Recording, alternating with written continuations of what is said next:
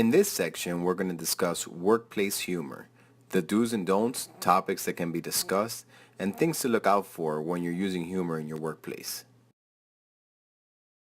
Tips for using workplace humor. Although some of these tips listed may be obvious to many, to others they're not so obvious. You always want to be a leader first and a comedian second. You want to stay away from subjects like racism, sex, ageism, and any other forms of discriminative jokes. You want to laugh with people, not at them, and use the humor to bring people together and not shun them away. Don't force it. Let the comic and the humor come naturally and organically.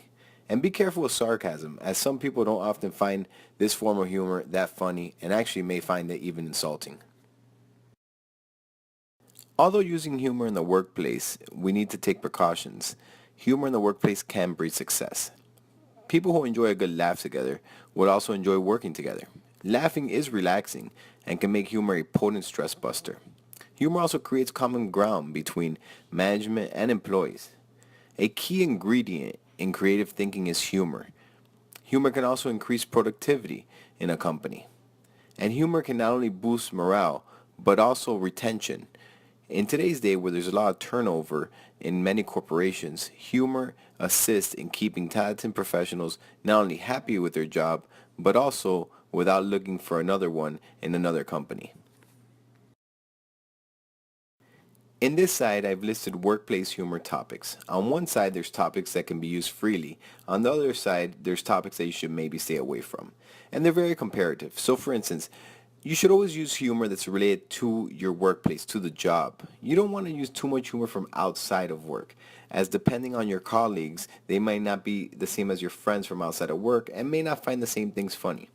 Always focus on positive humor and stay away from negative humor, as again, your friends may find it funny, but you don't know how your colleagues are going to take it.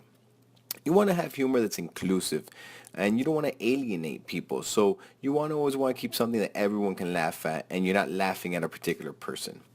Stay on the safe side, and use a lot of caution with humor in the workplace, because not only can you lose some faith from your colleagues, but you could also lose your job. Stay away from all risky topics, like politics, religion, sex, and also stay away from making fun of others. In turn, make fun of yourself, or even make fun of customers. Again, this is within your workplace with your colleagues, so try to always keep that in mind.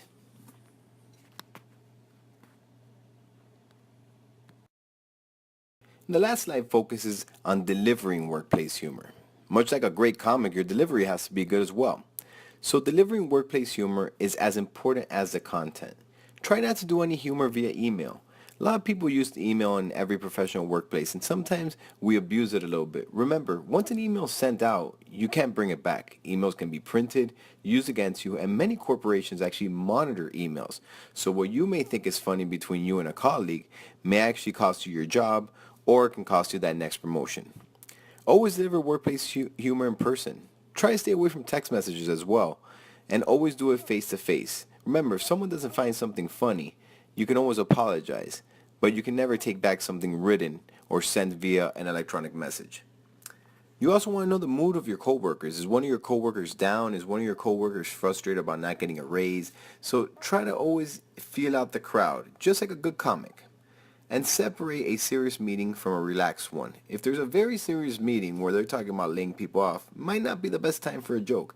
But if there's a heated discussion about an account that needs to be closed or end of the month type conversations, maybe you could, put in a little joke there.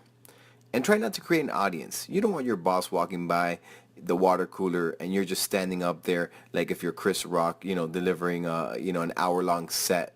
So, say jokes between people. Much like in school, you don't want to be the class clown, you don't want to be the work clown either.